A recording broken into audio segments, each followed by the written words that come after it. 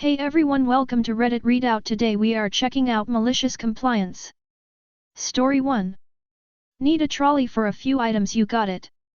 In my local supermarket yesterday. It was a bit busier than usual. The baskets only section was queuing but the trolley only section was quiet, so walked to scan the 4 to 5 items I had in hand, didn't even have a basket. Lady attending abruptly tells me it's trolleys only and to move down to baskets. Ugh. Now keep in mind that A. This has never been a problem before. B. I see loads of trolleys in the basket area. C. I had my disabled partner with me who was using her crutches rather than her wheelchair and I didn't want to snake through the basket bit. But whatever. I turn out of the trolley area and what's sat there but an empty one with nobody around. I quickly put my items in it and turn round to look the attendant dead in the eye with a little smirk. It's not the biggest of wins but I hate jobs worths. Story 2. My EMT job won't give me my state-provided PTO illness leave when I quit because I didn't request it at the time I was sick. Weird, I'm suddenly feeling feverish. My EMT job largely hired 18 to 22-year-olds who usually had this as their first ever job. They heavily emphasized that employees who are part-time get no PTO but kept the state-provided illness PTO heavily under wraps. So the majority of people had zero clue that it could be used at any time you had to call in sick. I had gotten sick many times during my time working there. It was COVID era and not once did they breathe about taking paid time off, despite there being an entire process involving HR to take time off for COVID. Granted, yes, they could have assumed I knew or whatever, but trust me when I say this place was predatory when it came to paying us minimum wage as EMTs, and not a single person that even worked there for years knew about it. On my second to last day of my 2-week notice, I discovered that there was an indication of PTO in my file which we all largely ignored since we were told we don't get any PTO. Here is how the convo went.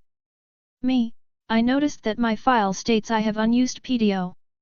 I'm confused because we were told we don't receive PTO at all since we're part-time. HR, that's state-mandated PTO for illness. Well, since I haven't used it, will I see it in my last paycheck? HR, no, it's only for illness leave. I got COVID twice working here and had to take weeks off. Can it be used retroactively for that? HR, no, it has to be requested at the same time as when you're taking off. That would have been nice to know when I contacted HR multiple times for sick leave regarding COVID. Weird how no one thought to offer it or ask if I intended on using it. I have 2 shifts left this week that I am willing to work, but can we figure out a way for me receive the health PTO? HR, no, that's not possible. You will also be unable to request a recommendation letter if you call off at all during your 2-week notice due to a lack of professionalism. So in order for me to get that money I would have had to call in sick and request that I use my medical PTO at the same time. HR, yes. Okay, so I'm calling to let you know that I have to call off today and tomorrow because I am not feeling well. I would like to use my PTO. HR, well, are you really sick? If I am sick, will I get to use my medical PTO? HR, well, yes, but then yes, I am sick. I will be using all 16 hours of my PTO health leave. I also want to make sure this is documented as an excused medical absence so I am not penalized for calling off of shifts during my 2-week notice. Story 3. If you want a latte, order a latte. I work at Starbucks, and we have this lady who comes in every single day and orders 2 shaken espressos, not shaken. Shaken espressos are literally ice shaken with espresso, and the entire drink is ice and espresso with a bit of milk on top. When you shake it, the espresso foams up and takes up a lot more space. Now what she wants is for me to put the shots on the bottom and then dump all the milk in and add some ice to the top, which is a latte. So instead I'll put the shots in, pack that thing so full of ice that she couldn't fit a straw in if she tried, and dump the right amount of milk on top. She always glares at me when I hand her her drink, but at this point I couldn't care less. Story 4. Hey, race your pizza with everything. When I was in college, a long time ago, I worked at a national pizza chain. Mostly I delivered, but I got some extra benefits for running 1 or 2 shifts a week as a manager. The following happened when a customer came in bitching about not enough toppings on the company's version of a deluxe pizza. So for a bit of context, when a customer asks for a pizza with everything, most pizza places will default to their version of the deluxe pizza. These pizzas usually have 5 to 8 toppings, ours had 7, but they are not full portion toppings, and are typically the equivalent of a 3 or 4 topping pizza. This is actually because they taste better that way and customers are not charged for a 7-topping pizza or anything. So I am managing a shift when I hear a customer absolutely berating one of the clerks up front. I intercede and he proceeds to yell at me because he ordered a pizza a couple of weeks ago and barely got anything on it. I explained the portions and why we do them, etc., but he just got more irate. So I said, "Sure, I will make you a pizza with full toppings of everything on it, but it is going to cost a fortune, taste terrible, and probably still be cold." So we entered it into the system and the total comes up to be like $60 or more, a lot at that time. He is obviously a little shocked, but pays it. The pizza was like 3 tall, we couldn't even cut it with the wheel cutter and had to find a rocker cutter for it. It is ice cold in the middle because the ovens were not designed to penetrate that much stuff and there is no way to cook the center without burning the top and bottom. All the cheese that was on top just slides into the cut when we are cutting it. It is just a train wreck of a pizza.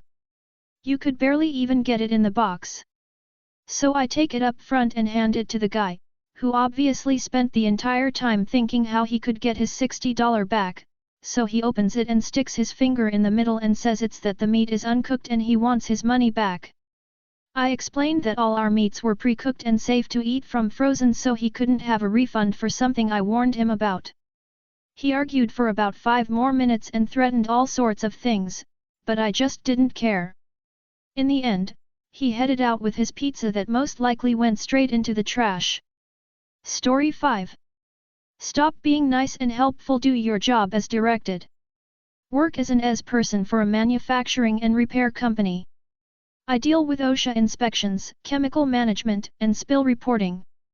I do a lot of walk around and fix a lot of issues. Floor signs, door signs, blocked panels, trash, and other safety issues.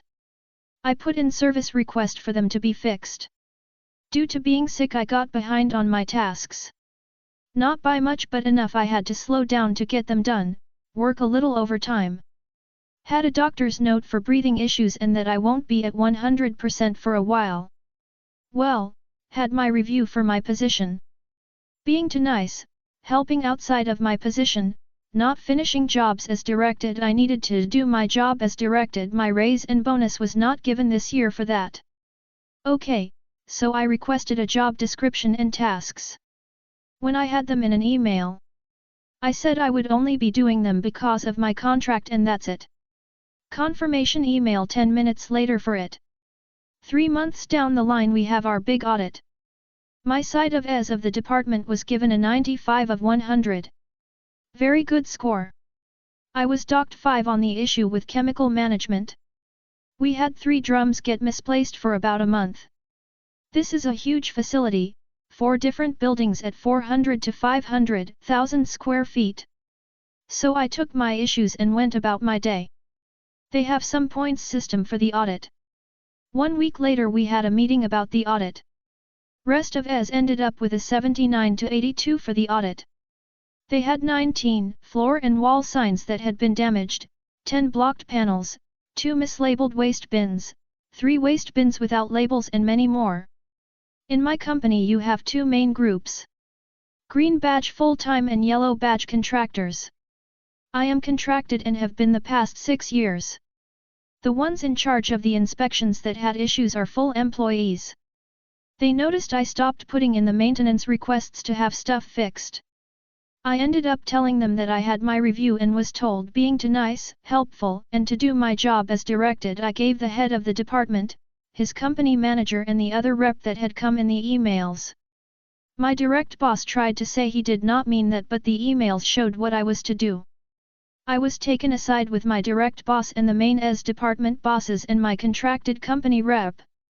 Talked to about expanding my scope of work to back to reporting and maintenance requests. I said if my bonus and raise from last year are given and an adequate raise for my new responsibilities are given, then I would consider it. They complied with my request and gave me more on my bonus because of getting the highest score on the audit. The ES team I work for at my facility is 9 people.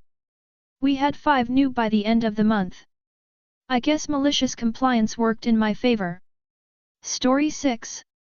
Buy a new one or go home. I used to work at Sonic as a car hop.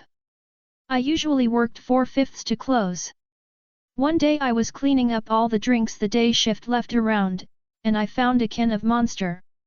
I grabbed it, and walked around and asked everybody who was working. The manager, Robert, like normal, was talking to his girlfriend on the phone, assuming based off all the sex talk. When I asked if it was his, he looked right at me, shook his head and turned away without saying anything. After I finished asking everybody else, I dumped it out and threw it away. 30 to 45 minutes later he comes up front and went to throw away his trash and seen it in the trash. He was livid. Started screaming, grabbed it out of the trash and started shoving it in people's face asking if they threw it away. I told him they didn't, I did. He cornered me against the wall and screamed in my face that I was going to leave and go buy him a new one. 2 things. The Monster was probably half full, if that, and I hate being yelled at. And I asked him. We got into this huge fight about it, him demanding I replace it, me telling him to fuck off. This went on for 2 hours. It was slow because it was winter, so he sent everybody else home, he was cooking. Finally he told me I was either going to go buy a new one, or I was going to go home. It was 7, at this point we closed at midnight. I grabbed my stuff and went and clocked out. He said if I didn't go get him a new drink, I was fired. I said okay, see you never. Not even 5 minutes after I left, the GM, Jeremy, called me asking why I left, so I told him what happened. He said the other manager can't fire me as only the GM can and asked me to go back and finish the shift. I told him that I couldn't do that with Robert yelling in my face like that I'd go back tomorrow. So Robert was fucked the rest of the night. Nobody else, not even Jeremy, would come in. He had to cook and run orders for 5 hours by himself. Pissed a lot of customers off. And when I went in the next night he asked why I was back since he fired me and it was a joy to tell him he couldn't do that. He held a grudge for 3 whole months. That's all for today. Please don't forget to like and subscribe.